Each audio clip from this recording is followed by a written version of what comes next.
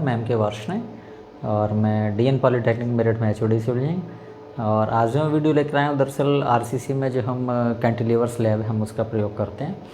और अक्सर जितने भी हमारे सनसेट्स होते हैं या हमारी बालकनीज़ वगैरह होती हैं कई बार, तो उसमें हम कैंटिलीवर स्लैब को आगे प्रोजेक्ट कर देते हैं।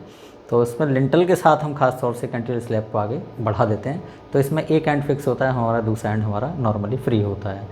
तो अक्सर का इनको कैंटिलीवर स्लैब हम छज्जा भी कई बार हम कहा करते हैं। तो इसमें हम नॉर्मली करते क्या है कि कोई भी छज्जा हमारे सपोज करें 1.5 मीटर आगे निकला हुआ है, यानी 5 फुट आगे निकला हुआ है, तो उस केस में हम किस तरह से रेनफोर्समेंट खास तौर से इसमें डालेंगे, तो उसकी जानकारी आज मैं दूंगा। तो चलिए दोस्तों, मैं बोर्ड पे चलता हूँ फिर आपको समझाता हूँ कि किस तरह से हम कैंटिलीवर स्लैब में रेनफोर्समेंट का प्रयोग करते हैं। तो आइए दोस्तों बोर्ड पे चलते हैं और फिर आपको समझाता हूँ। तो देखिए वीडियो को। तो इसमें यहाँ पर पहले हम लेते हैं RCC CANTILEVER कैंटिलीवर स्लैब, है ना। इसका यूज़ हम कहाँ पर करते हैं, देखिएगा यूज़ इसको हम कहाँ यूज़ करते हैं। तो अक्सर जो हमारे सनशेड निकले होते हैं वहाँ पर हम इसको यूज करते हैं। और जिसको कई बार हम CHAJA छज्जा, हम कई बार हम इसको छज्जा भी कह देते हैं कि छज्जा जो है बाहर निकला हुआ है ना। कई बार जो हम बालकनी यूज़ करते हैं, हम बालकनी है तो वहाँ पर भी हम इसका खास तौर से प्रयोग करते हैं, ठीक है। तो इसमें एक एंड हमारा फिक्स होता है, दूसरा एंड हमारा फ्री होता है। So what is the cantilever? CANTILEVER। Cantilever means कि जिसका वन एंड फिक्स और one end next end free. So उसको हम कहते हैं दैट इज़ कैंटिलीवर। ओके, तो आप देखेंगे कई बार इस तरह से जो हमारा खास तौर से प्रोजेक्शन है वो कुछ इस तरह से होता है, like this one. So this one is and fix and और ये हमारा क्या है, दिस इज़ फ्री एंड। तो इसमें कई बार आपने देखा होगा ये हमारी वॉल है और ये वॉल हमारी ऊपर चली थी, बालकनी इस तरह से बाहर निकली, तो इसमें हम यहाँ पर क्या करते हैं, एक इस तरह से एक खास तौर से रेलिंग लगा देते हैं यहाँ पर। इसको हम कहते हैं ये हमारा फ्री एंड हो गया और ये हमारी क्या है, दिस वन इज रेलिंग, ठीक है। और इस रेलिंग पे आपने देखा कि यहाँ पर हम इस बालकनी को खास तौर से इस तरह से हम यूज़ कर लेते हैं। कई बार यहाँ पर ये इस तरह से हम यूज़ कर लेते हैं। यहाँ पर अगर ये व्यक्ति है कोई इस तरह से और यहाँ पर ये इसका फेस है लाइक इस तरह से, तो हम इस बालकनी को इस तरह से हम यूज कर लेते हैं। छज्जे जो हैं वो बाहर निकले होते हैं इस तरह से। तो इसमें ये जो स्पैन है ये हमारा स्पैन कहलाता है यहाँ पर, ठीक है। और जो फिक्स एंड है यहाँ पर हमारी थिकनेस ज़्यादा होती है, फ्री एंड पर जो हमारी थिकनेस है वो नॉर्मली कम होती है। तो चलिए दोस्तों, कैंटिलीवर स्लैब की यहाँ पर मैं एक फिगर बना देता हूँ और उसमें आप देखें किस तरह से हम रेनफोर्समेंट इसमें प्रयोग करते हैं, ठीक है। तो देखिएगा यहाँ पर एक स्लैब का मैं एक फिगर बना रहा हूँ जो कैंटिलीवर स्लैब है, और इसका कनेक्शन हमने किससे कर दिया, इसको लिंटल से हमने खास तौर से कनेक्ट कर दिया है। तो ये हमारा क्या है, यहाँ पर एक हमने लिंटल डाला इस तरह से, ये हमारा क्या है, ये RCC का एक हमारा लिंटल है यहाँ पर देखो इस तरह से। और इसमें ये हमारी वॉल है इस तरह से, और वॉल हमारी कैसी है, ब्रिक वर्क की है, तो उसको हमने यहाँ पर इस तरह से ये शो किया है। और ये हमारा लिंटल है, लिंटल हमारा मान के चलें इट इज़ 150 mm। जो लिंटल की हमने ओवरऑल गहराई मानी है वो हमने 15 सेंटीमीटर या 150 mm हमने मान लिया है। और इस लिंटल में जो रेनफोर्समेंट है वो हमारा इस तरह से ख़ास तौर से पड़ा हुआ है। इसमें 2 आपकी एंकर बार हैं और नीचे 2 हमारी मेन बार हैं इस तरह से, ठीक है। और इसमें ये हमने क्या डाला, ये हमने स्ट्रप्स यहाँ पर इस तरह से डाल दी हैं। लिंटल और बीम में देखो अंतर क्या है, जो बीम होती है उसकी गहराई ज़्यादा और चौड़ाई कम होती है, और जो लिंटल होता है वो खास तौर से उसकी चौड़ाई ज़्यादा और गहराई हमारी कम होती है, ठीक है। तो यहाँ पर ये जो चौड़ाई है ये हमने कितनी मानी, 300 mm। तो ये चौड़ाई 300 और ये हमारी 150। ये फिगर थोड़ी सी बड़ी दिखाई दे रही होगी, स्केल पर हम करेंगे तो इतना सही आएगा, लेकिन जब हम आगे बढ़ाएंगे इसको कैंटिलीवर एंड पर तो उसकी थिकनेस यहाँ पर कम हो जाएगी। तो लिहाजा यहाँ पर जो मैंने ये जो वर्टिकल पोजीशन है ये थोड़ी ज़्यादा बढ़ा दी है, लेकिन एज पर स्केल आप इसको ड्रॉ करेंगे तो ये कितना है हमारा 300 mm, तो ये कितना 150 mm, यानी जितनी चौड़ाई ये है इसका आधा होगा, लगभग इतना होगा। लेकिन ये चीज़ मैंने थोड़ी बढ़ा दी ताकि आपको ड्राइंग इसकी आसानी से समझ में आ जाए, ठीक है। अब यहाँ पर हमने क्या डाला है, ये एक कैंटिलीवर स्लैब डालिए इस तरह से। और ये जो कैंटिलीवर स्लैब है आप इसको थोड़ा सा देखिएगा कि हम किस तरह से इसको ड्रॉ करते हैं। तो कैंटिलीवर स्लैब में ये इस तरह स्लैब यहाँ से कास्ट की जाएगी और यहाँ पर इसको थोड़ा नीचे कर दें और इसके बाद इसको इससे यहाँ पर मिला दीजिएगा। ठीक है, कैंटिलीवर स्लैब में हम करते क्या है देखिएगा कि ये एंड फिक्स है, वो एंड हमारा क्या है, फ्री एंड है। तो उस केस में हम देखेंगे इसको कि जो हमारी कैंटिलीवर स्लैब है इसमें मेन रेनफोर्समेंट ऊपर की ओर आता है और डिस्ट्रीब्यूशन फिर यहाँ पर हम इसमें डाल देंगे, क्योंकि इसमें क्या होगा, इस तरह से बेंडिंग होगी। बेंडिंग इस तरह से होगी, यानी एक तो होता है सैगिंग, एक होता है हमारा हॉगिंग। तो इसमें हॉगिंग मोमेंट जो है खास तौर से जनरेट होंगे। तो इसमें देखेंगे जो रेनफोर्समेंट है वो यहाँ से हम इसके अंदर डालेंगे इस तरह से। ये देखिएगा कि हमने ऐसे डाला और इसको यहाँ मोड़ दीजिएगा इस तरह से। और हम जो यूज़ कर रहे हैं यहाँ पर कैंटिलीवर आरसीसी स्लैब, और इसमें हम यूज़ कर रहे हैं FE 415 ग्रेड की स्टील यूज़ कर रहे हैं। क्या यूज़ कर रहे हैं हम इसमें, FE 415 ग्रेड की स्टील यूज़ कर रहे हैं। तो ये जो बार है यहाँ से आने के बाद ये, और फिर इसके साथ लिंटल के साथ यहाँ आने के बाद ये इस तरह से यहाँ पर ये इस तरह से मुड़ जाएगी यहाँ इस तरह से लाइक, ताकि इसकी एंकरिंग पकड़ वो ज़्यादा से ज़्यादा हो सके। तो अब यहाँ पर देखेंगे ये हमने एक बार डाल दी और यहाँ पर ये हमने क्या डाली, डिस्ट्रीब्यूशन कहलाती है इस तरह से। ये हमारी क्या है, डिस्ट्रीब्यूशन बार है। इस तरह से ये हमारी ये डिस्ट्रीब्यूशन बार हैं जो मैंने इक्वल स्पेस पे यहाँ पर दिखा दी हैं। तो चलो मैं एक बार अगर यहाँ से हटा दूँ तो ये स्पेस हमारा ये सफिशेंट यहाँ पर बन जाएगा इस तरह से स्पेस। ठीक है, यहाँ पर ये गहराई 150 mm है। ठीक है, तो यहाँ पर ये गहराई हमने कितनी मान ली, इट इज़ हाउ मच, से इट इज़ 80 mm, से इट इज़ हाउ मच, से इट इज़ 80 mm। इस 80 mm में हमने क्या किया कि यहाँ पर एंड पर कवर, ये हमारा क्या है, दिस इज़ एंड कवर, और एंड कवर हमने कितना दिया, इट इज़ 25 mm, यानी 1 इंच का हमने कवर यहाँ पर प्रोवाइड कर दिया एंड पर। तो ये एंड पर जो फिगर है वो थोड़ी सी हम इस तरह से बना लेंगे इसको, लाइक यहाँ पर आने के बाद इसको हम इस तरह से मोड़ देंगे नीचे, लाइक दिस वन। ठीक है, इसके बाद ये जो रेनफोर्समेंट है देखो ये मेन रेनफोर्समेंट कहलाता है। इसको हमने दिया सपोज करें it is 10 mm phi, it is 10 mm phi main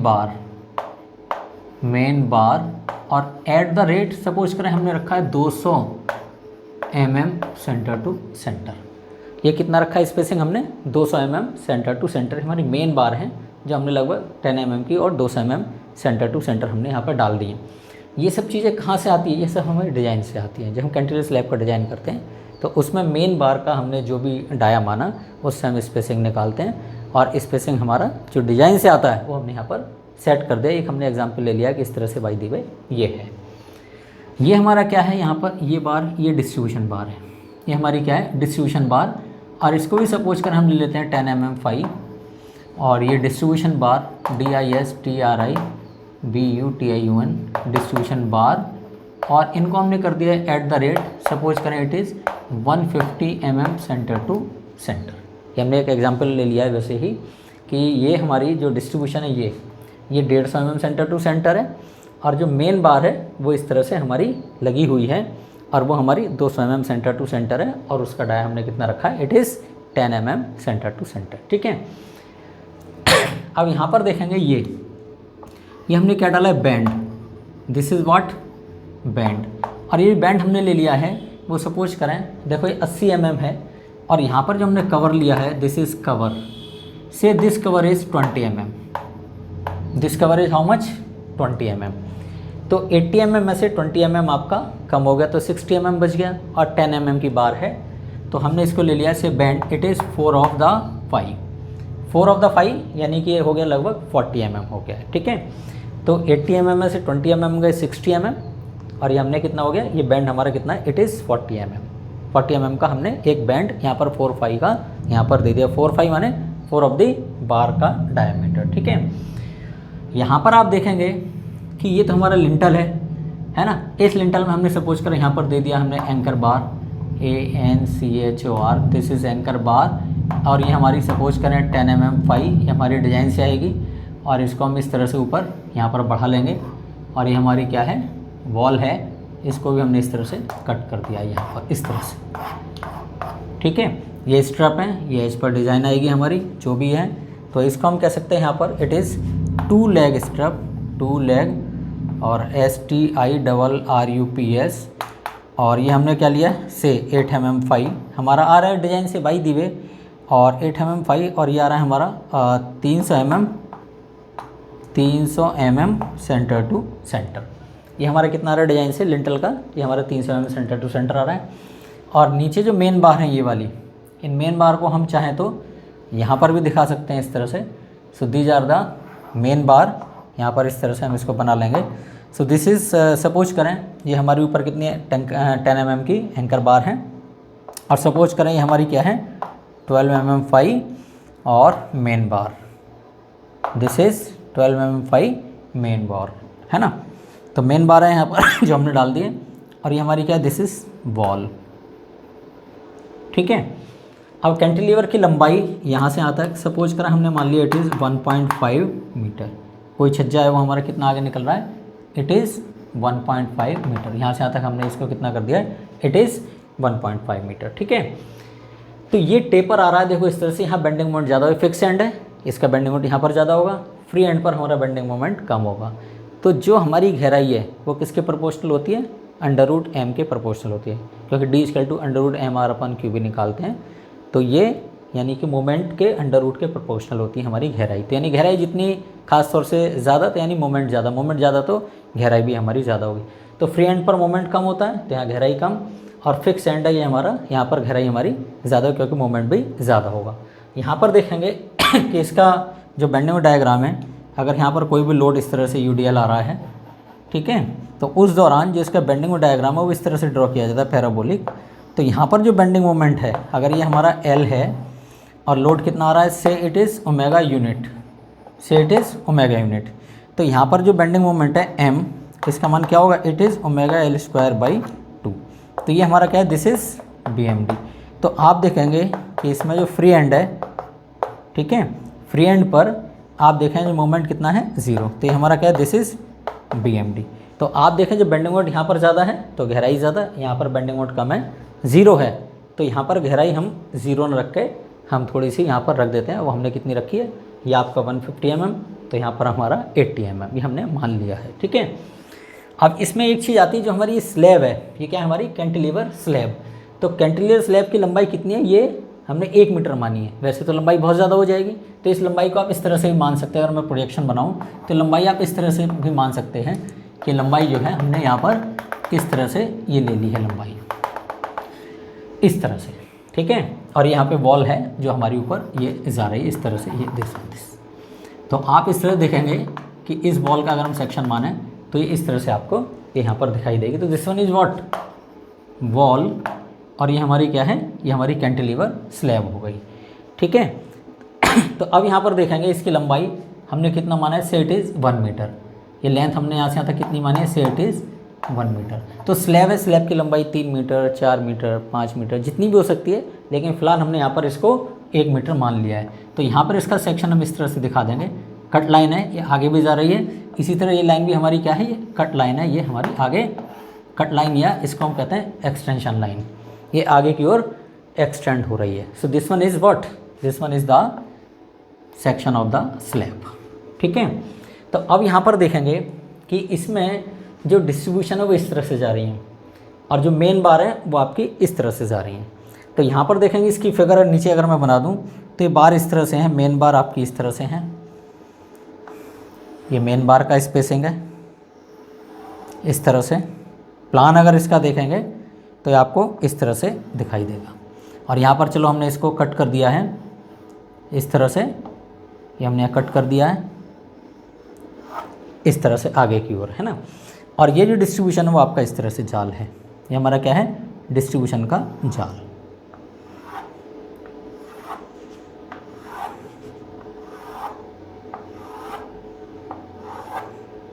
इस तरह से आप इसको यहाँ पर बना सकते हैं आगे। ठीक है, ये इस तरह से। तो इसमें आप ये वाली बार जो है, ये दिस वन इज़ व्हाट, ये हमारी क्या है 10 mm फाई, और ये main bar, this is what 10 mm phi main bar, और इसका स्पेसिंग कितना है 200 mm सेंटर टू सेंटर, यानी 200 mm सेंटर टू सेंटर।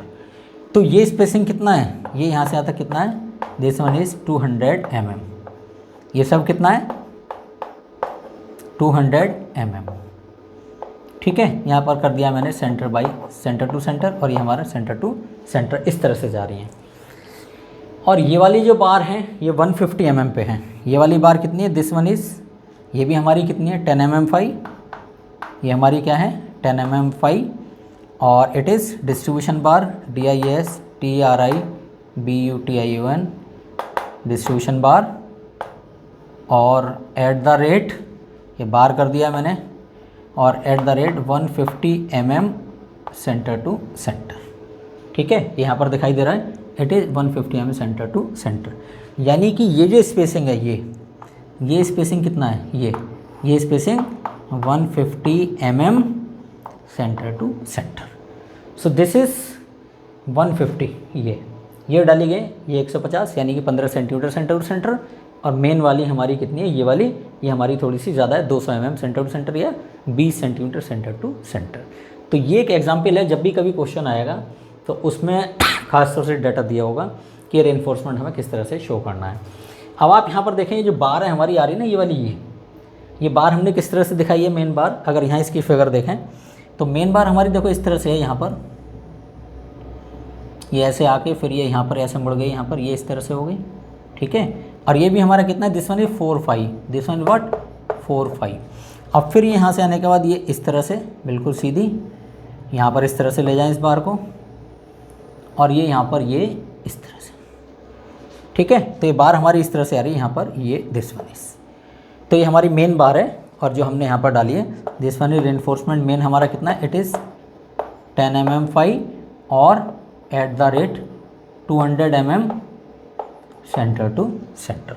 इस तरह से स्पेसिंग पे ये बार हमारी डाली गई हैं।